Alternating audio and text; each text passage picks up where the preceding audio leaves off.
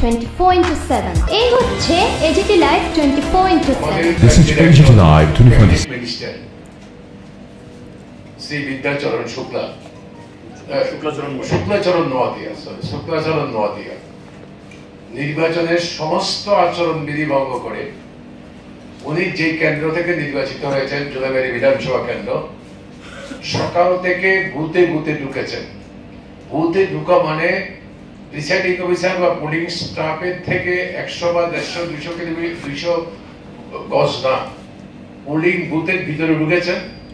Presiding officer polling স্টাফকে জিজ্ঞেস করেছেন যে কেন দেরি হচ্ছে, কেন মানুষ লাইন দাঁড়িয়ে আছে, এত কি পরিচয়পত্রের দরকার, একটা সাদা কাগজের নাম্বার আছে, এটা দেখলেই তো হয়।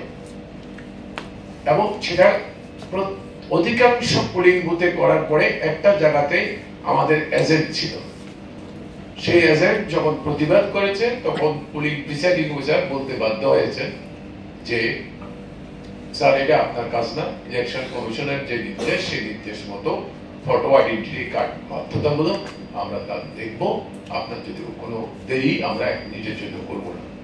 আমরা সেটা ডিএম ধলাই সিইউর অফিসকে আমরা জানাই এবং ওনারা আমাদেরকে কনফার্ম করে এটা সম্পূর্ণ বেআইনি।